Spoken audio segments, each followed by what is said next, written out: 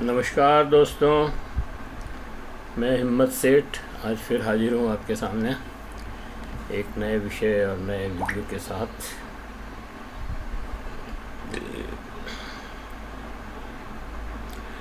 आज हम बात करेंगे उदयपुर की। और उदयपुर में अभी पिछले कुछ दिनों से एलिवेटेड रोड बहुत ही चर्चित विषय है, जिस पर काफ़ी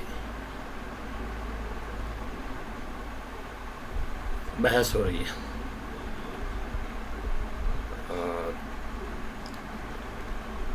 क्योंकि ये विषय जो है, मतलब एलिवेटेड रोड का, जो कोर्ट चौराहे से कहीं से, सॉरी, कलेक्टर बंगले के वहाँ से कहीं चालू होगी और हो सकता है बंसी पान वाले के वहाँ से हो, और वो अपना,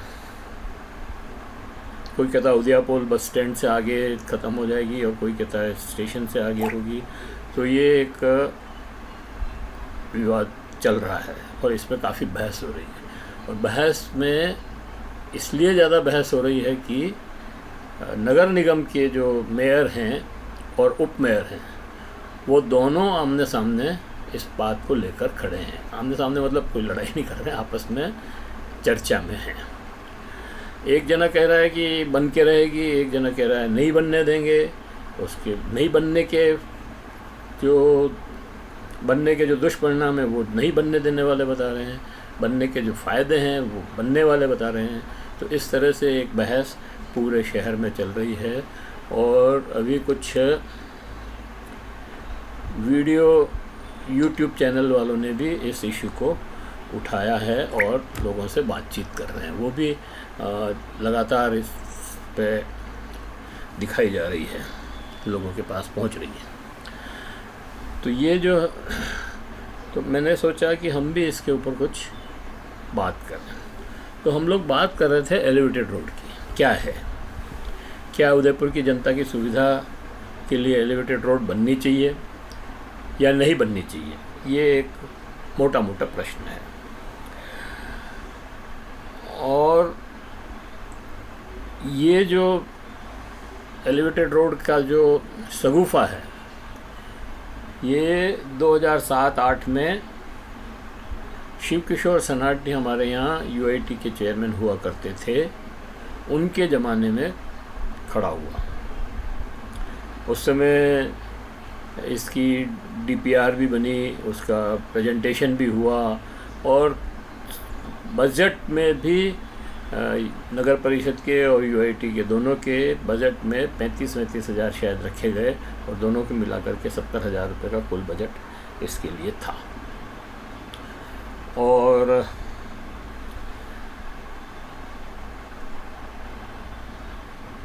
लेकिन उस समय भी यही हुआ कि आपसी गुटों के वजह से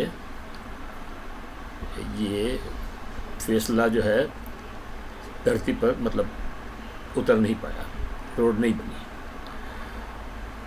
उसके बाद ये लगातार 15 साल से ये मुद्दा चल रहा है।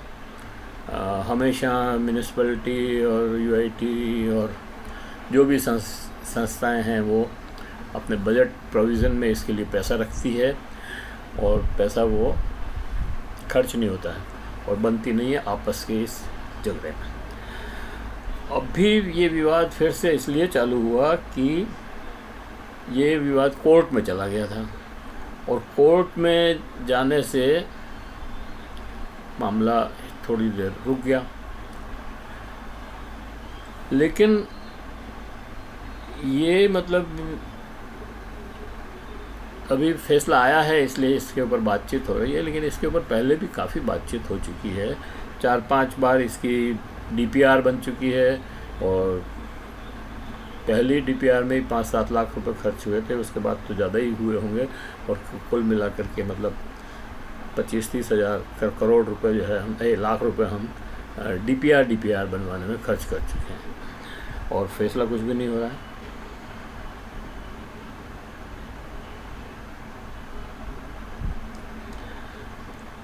ये मामला चूँकि दोनों भाजपा के दो ग्रुप हैं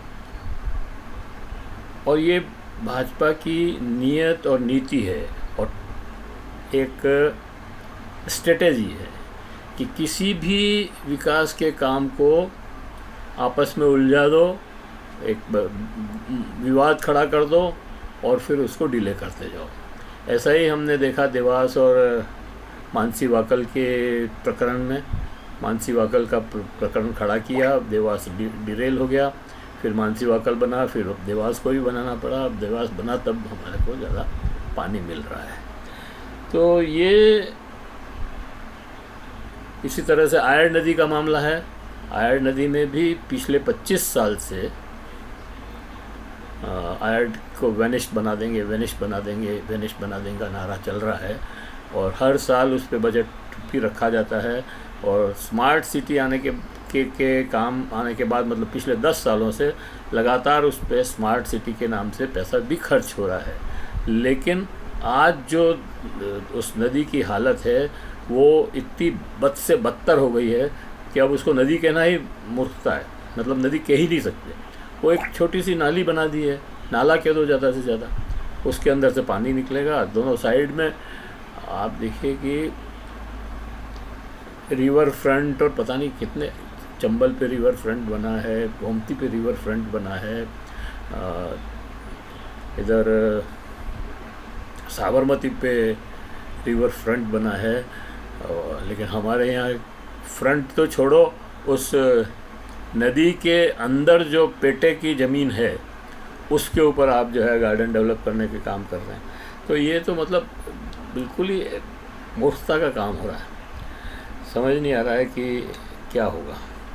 अभी हमारे विधायक महोदय हैं ताराचंद जी जैन, उन्होंने कहा है कि मैं वेनिश तो नहीं, लेकिन मैं ऐसा कर दूंगा, फ्रंट बना दूंगा और नदी को चमका दूंगा। ये पता नहीं बहुत सारी बातें कही उन्होंने। और वो रोज़ वो नदी को 5, 7, 10 दिन में देखने भी जाते हैं, लेकिन कुछ हो नहीं रहा है। अच्छा, इसमें पहले ये भी घोषणा की थी कि भाई हम इसका नदी में जो इंक्रोचमेंट हो गए हैं उनको हटाएंगे। हर बार, हर साल 2 साल में या सत्ताएं बदलती है जब, या म्यूनिसिपलिटी, नगर निगम या म्यूनिसिपलिटी के जब पार्षद चुनाव होते हैं तब ये ज़ोर शोर से कहा जाता है कि नदी में जो है, नदी के इधर जो एनक्रोच किया हुआ है, अवैध कब्जे किए हुए हैं, वो हटाएंगे। लेकिन हटते नहीं हैं। क्यों नहीं हटते हैं? या तो बहुत ही उनके करीबी कार्यकर्ता होते हैं, या वो अप्रोच वाले लोग होते हैं जिनके आप हाथ नहीं डाल सकते। तो ऐसे लोगों ने कब्जे कर लिए हैं, अब उनको आप नाराज़ भी नहीं कर सकते। और लेकिन हमेशा ये बयान, भाई आप नहीं कर सकते हो तो ये बयान क्यों दे रहे हो ज़बरदस्ती? तो लेकिन बयान ज़रूर देंगे। और बुलडोज़र की सरकार है आजकल तो सब जगह। लेकिन हमारे यहाँ तो अभी इंक्रोचमेंट के नाम पर नदी में से तो कुछ भी साफ़ नहीं हुआ है।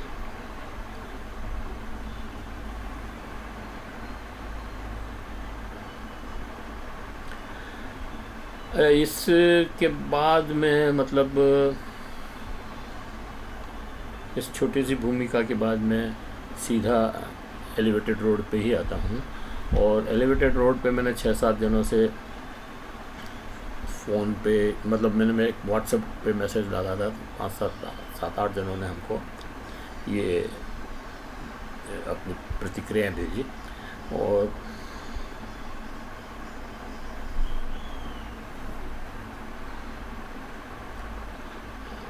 उसके पहले मैं ये बता देता हूँ ज़रा, भारतीय जनता पार्टी के अंदर जो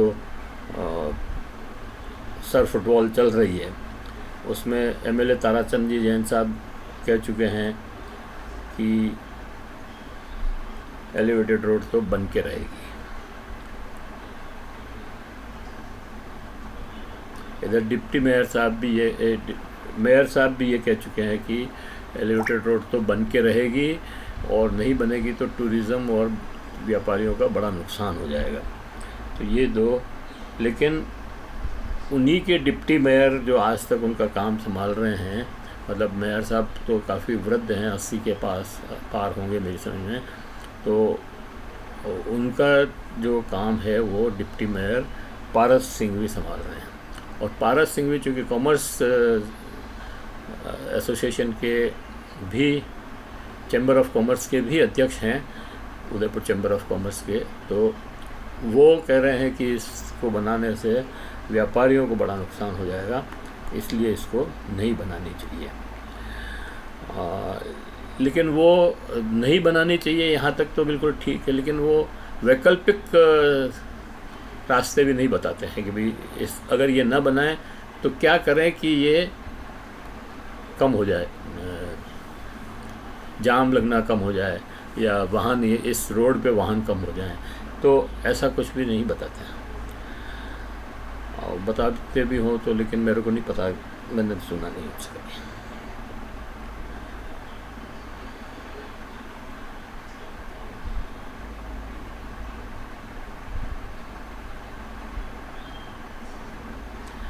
एक मेरे मित्र हैं जसपाल सिंह मक्कड़, व्यवसायी हैं और सेक्टर 14 में रहते हैं, वो रोज़ इस रोड से आते जाते हैं। तो उन्होंने कहा कि भाई बननी चाहिए, इससे ये सुविधा के लिए ज़रूरी है, तो एलिवेटेड रोड बननी चाहिए। इसके बाद शंकरलाल जी चौधरी हैं जो ML मार्क्सिस्ट पार्टी ML के सेक्रेटरी भी हैं प्रदेश के, और पहले स्टेट गवर्नमेंट में अकाउंट्स एडवाइज़र भी रहे थे, फाइनेंशियल एडवाइज़र।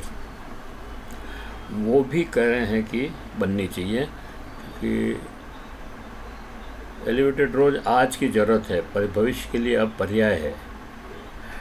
निहित स्वार्थों एवं उनकी राजनीति से विकास संचालित नहीं होना चाहिए। रोड्स, फ्लाईओवर आज के शहरी विकास का सारी दुनिया इसी तरह से एक है। एक तकनीकी जानकार हैं ज्ञानजी सोनी, मेरे मित्र हैं, इंजीनियर थे, सुपरिटेंडेंट इंजीनियर इरिगेशन में। उनका कहना इनके बिल्कुल विपरीत है। वो कह रहे हैं कि भाई नहीं बननी चाहिए।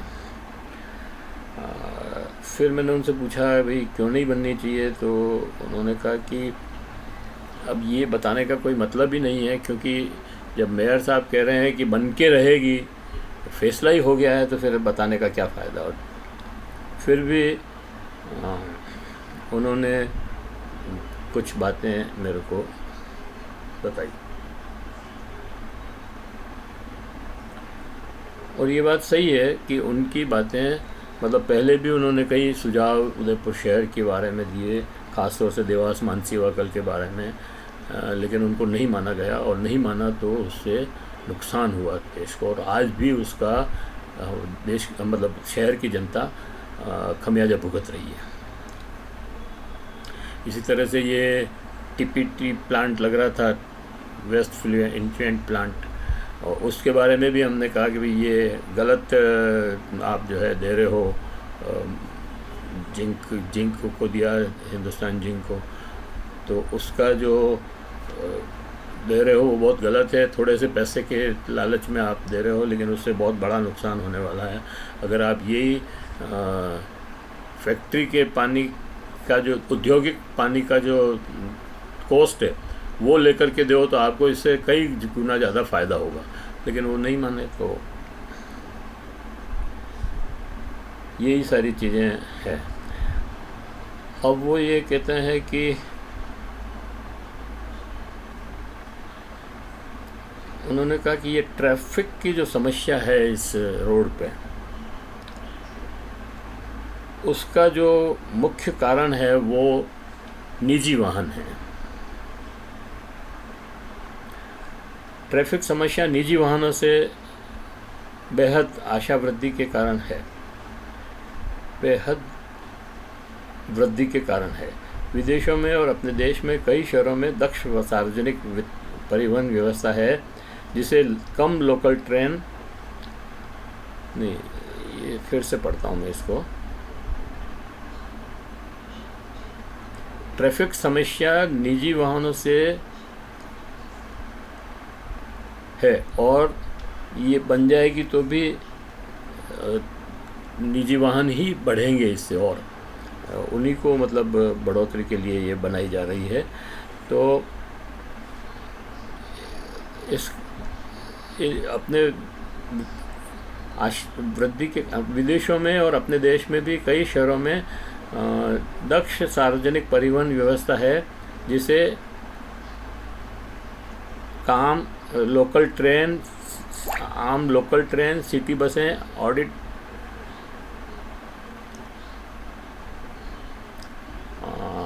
वाजिब दरों पर टैक्सियाँ, ऑटो रिक्शा, साइकिल रिक्शा आदि ट्रैफिक समस्या और के साथ साथ पार्किंग समस्या का भी हल करती है। मतलब अच्छी सार्वजनिक व्यवस्था होनी चाहिए। अगर अच्छी यातायात की अच्छी सार्वजनिक व्यवस्था होगी, चाहे वो ट्राम हो, चाहे वो रेल हो, और चाहे वो मोनोरेल आजकल चलने लगी है वो बना सकते हैं। यहाँ पे मेट्रो की अगर गुंजाइश नहीं है तो मेट्रो भी बना सकते हैं चाहे तो इन सब चीज़ों से जो सुविधा होगी वो इस रोड पर पैसा खर्च करने बहुत ज़्यादा खर्च होगा और फ़ायदा नहीं होगा। 3-4 साल बाद इसको वापस वैसा का वैसा ही हो जाएगा। फिर आपको सोचना पड़ेगा कि एक नई एलिवेटेड रोड कहाँ बनाएं।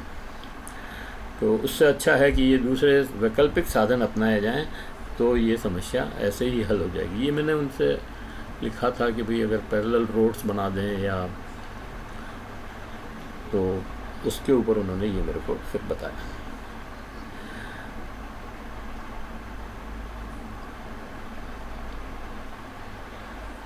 एलिवेटेड रोड निजी वाहनों द्वारा सृजित समस्या है का आंशिक समाधान है और निजी वाहनों को ही प्रोत्साहित करते हुए करेगी। इस कारण बनने तक या बनने के 3-4 साल बाद ट्रैफिक समस्या आज जैसी ही संभव है, आज से भी अधिक गहरी हो जाएगी। इस बारे में सार्वजनिक रूप से कुछ कहना लिखना बेकार है।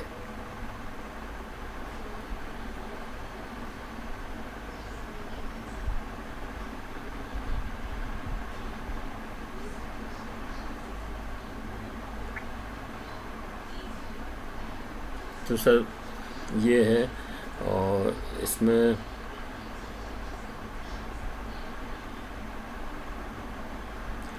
एक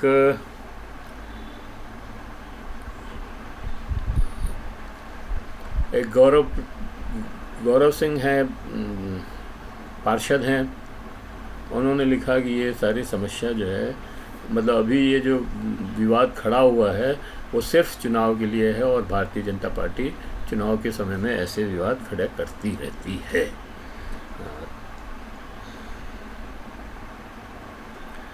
इसके बाद एक प्रोफेसर MC शर्मा हैं, महेश चंद्र शर्मा, वो मीरा गर्ल्स कॉलेज में प्रोफेसर थे कॉमर्स के अंदर, लेकिन उनका पर्यावरण के ऊपर भी काफ़ी काम है और वो कई सुझाव उदयपुर शहर के संदर्भ में देते रहे हैं। उनका कहना है कि ये चुनावी मुद्दा है, हर चुनाव से पहले उठता है, साथ ही ये DPR बनवाने का अच्छा बिजनेस है। 4 से 5 बार ये DPR बन चुकी है। एलिवेटेड रोड भले DPR में मूल सर्वे हो, एक पहली DPR में मूल सर्वे हो जाता है, बाद में उसकी कॉपी पेस्ट होती रहती है और थोड़ा बहुत कम घटाना बढ़ाना होता है वो कर देते हैं, उसका एक पैसों की गणना कर देते हैं। बहुत लोग रेटिंग, उन्होंने कहा कि बिजनेस में मतलब बहुत ही कमीशन का इसमें काफ़ी तगड़ा बिजनेस होता है, और देवास पर पिछले 50 वर्षों में 10-15 बार DPR बन गई। पूरे प्रदेश में DPR का धंधा फल फूल रहा है। उन्हें मालूम है कि प्रोजेक्ट बनेगा नहीं, तभी तो सूरजपोल पर भी लाखों रुपए के अनावश्यक काम, सर्किल को 2-3 फीट छोटा करने के काम किया जा रहा है। जब बन रहा था तब बहुत से लोगों ने, ख़ासतौर से हमारे जो भूपेंद्र चौबीसा हैं, पत्रकार हैं, इसमें जय राजस्थान में, उन्होंने इसका बहुत विरोध किया था कि भाई ये इतना बड़ा मत बनाओ, छोटा बनाओ। ये गौरव वल्लभ ने भी, गौरव सिंह ने भी इसका विरोध किया था, पार्षद गौरव सिंह ने भी। तब इनकी बात नहीं मानी, बहुत बड़ा बना दिया। अब उसको छोटा कर रहे हैं वापस। फिर ये एलिवेटेड रोड का पिलर ला के खड़ा करेंगे वहीं पे, तो फिर गड़बड़ हो जाएगी। तो ये एक मतलब कोई एक राय बना करके, सबसे बात करके, सब चीज़ें देख करके नहीं बनाते हैं। पैसा सरकार का है, मतलब जनता का पैसा है, और अंधाधुंध खर्च कर रहे हैं।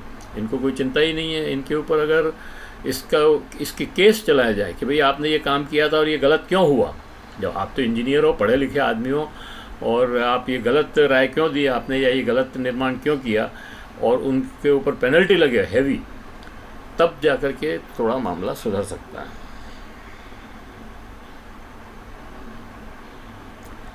और फिर आगे लिखते हैं कि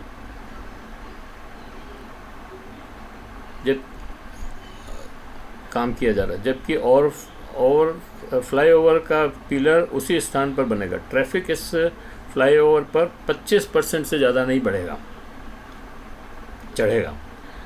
और अभी नई डीपीआर के वाहन संख्या के आधार पर मैंने हिसाब लगाया है कि ये कोर्ट चौराहे के वहाँ से, कोर्ट कलेक्टर साहब के वहाँ से, इस पर केवल 21% या 22% वाहन चढ़ेंगे।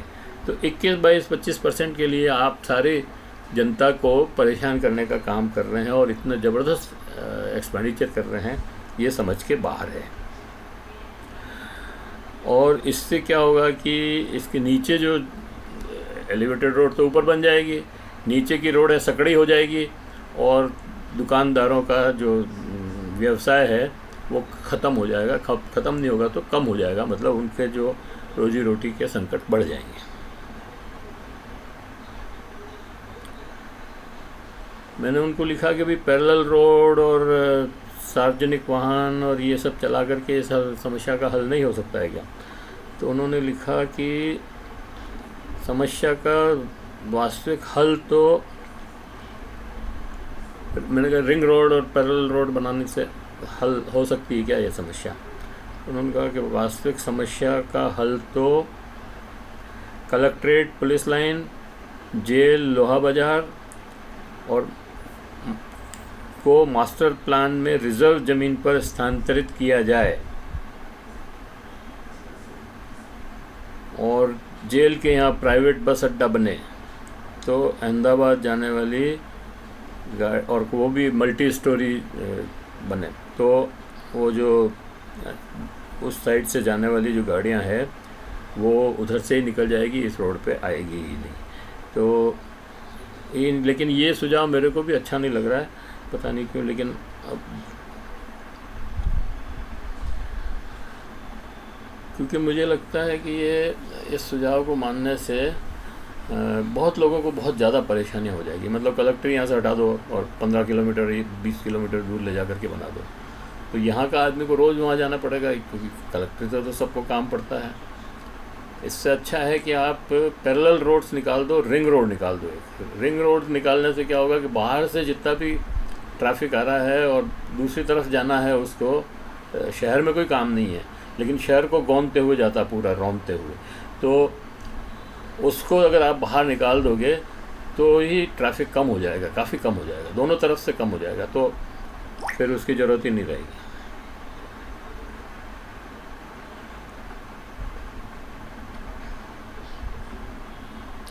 इसी तरह से ये एक नायाब कुरैशी है, उसने भी कहा कि भाई आप बनाओ तो ठीक है, लेकिन वो छोटे दुकानदार से बहुत नुकसान होगा उनको।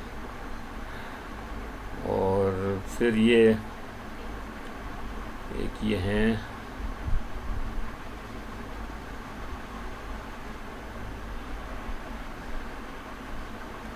मांगीलाल सेठ, वो मेरे कज़न ब्रदर भी हैं।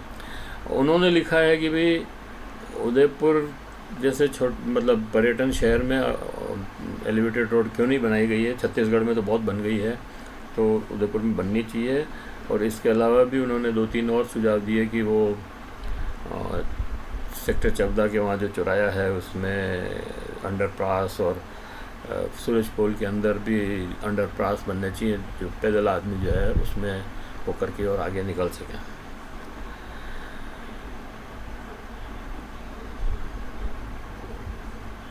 फिर ये रामचंद्र साल्वी हैं, अम्बेडकरवादी, कोई अम्बेडकर वेलफेयर सोसाइटी ऐसा कुछ चलाते भी हैं।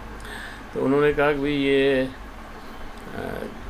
अगर बनती है तो बननी चाहिए, ये तो आज की ज़रूरत है, और वहाँ के व्यापारी अपने व्यापार के कारण विरोध कर रहे हैं, तो निश्चित बात है विरोध तो करेंगे ही, व्यापारी ही विरोध करेंगे, दूसरे क्यों करेंगे? जिनको नुकसान होता है वही करेंगे। लेकिन अगर जनता को सुविधा मिलती है तो करना चाहिए, लेकिन जनता 21% और 25% जनता को सुविधा मिल रही है, इतने ही वाहन उसके ऊपर से निकलेंगे तो क्या सुविधा हुई? और इससे वॉल सिटी के अंदर जो लोग रह रहे हैं उनकी भी परेशानी मेरी समझ और बढ़ जाएगी।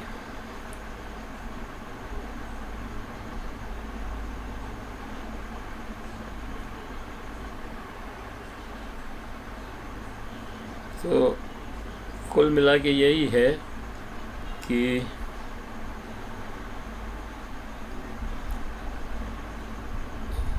मैं तो ये कहना चाहता हूँ कि मतलब ये सब लोगों की बात हो गई इसमें मुझसे, लेकिन मैं एक बात कहना चाहता हूँ कि अगर गांव को स्मार्ट बनाया जाए, गांव को मैं बॉम्बे में गया था, मेरे एक मित्र हैं बॉम्बे में, जीजी पारिक, उनसे मैं शहर के विकास के बारे में, बम्बई के और उसके बारे में बात कर रहा था। तो उन्होंने कहा कि शहर की हर समस्या का हल गांव से होकर निकलता है, यानी कि गांव को अगर आप विकसित कर देंगे और गांव में अगर आप अच्छे सुविधा और वो कॉलेज और स्कूल और मकान और काम, रोज़गार के धंधे ज़्यादा नहीं भी हों तो भी इतना सब कर देंगे, पानी की सुविधा, बिजली, तो लोग शहर में आएंगे ही नहीं। शहर में नहीं आएंगे तो आपकी जो ये एक समस्या तो ये ट्रैफिक वो ख़त्म हो जाएगी, पार्किंग की समस्या ख़त्म हो जाएगी और कच्ची बस्तियों की समस्या ख़त्म हो जाएगी। सबसे बड़ी समस्या इस समय शहर के अंदर कच्ची बस्तियों की है, क्योंकि आप उनको रहने के लिए जगह नहीं दे रहे हैं, मकान नहीं दे रहे हैं, प्लॉट नहीं दे रहे हैं, और देते हैं तो बहुत महंगे हैं, और 5,000 चाहिए तो आप 500 प्लॉट काटते हैं और फिर उनमें कंपटीशन करवाते हैं, उससे पैसा तो कमा रहे हैं आप, लेकिन उन लोगों को कोई सुविधा नहीं मिल रही है। इसलिए अगर ये गांव में ही अगर ये विलेजेस का विकास हो जाए तो शहर की बहुत सारी समस्याओं का हल हो जाएगा, ये मैं कहना चाहता हूँ। और ये इस बात पर विचार करना चाहिए, ये बहुत ही गंभीर बात है, कोई मजाक की बात नहीं कर रहा हूँ मैं।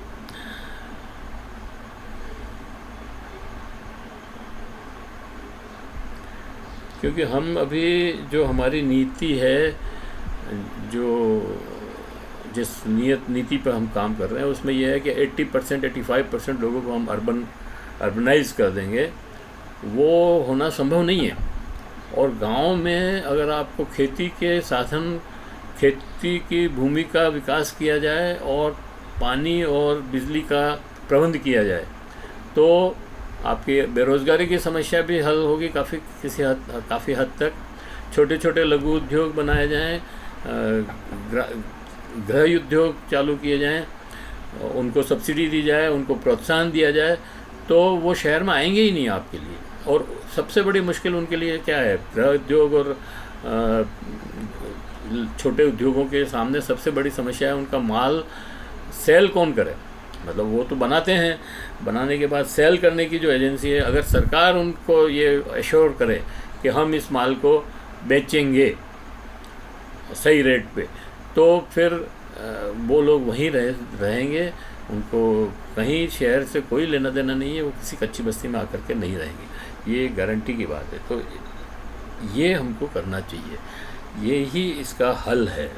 बाकी तो आप एक मंजिल बनाओ, फिर दूसरी मंजिल रोड बनाओ, फिर तीसरी मंजिल रोड बनाओ, जैसे अहमदाबाद में भी बनी हुई है, कहीं मैंने देखी है, पर वो कोई वो नहीं है मतलब।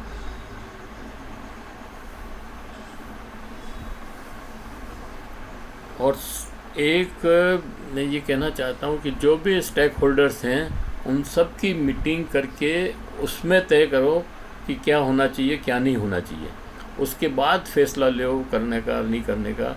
आप पहले ही कह देते हो कि हमको तो ये बनानी ही है, बन के ही रहेगी, तो फिर कोई फैसले कोई का मतलब नहीं है और हमको नुकसान ही नुकसान हो रहा है। तो ये वीडियो यहीं समाप्त करते हैं, काफ़ी बड़ा हो गया वीडियो, लेकिन ज़रूरी भी था सारी चीज़ें समझाने के लिए। तो अब ये वीडियो यहाँ समाप्त करते हैं, धन्यवाद।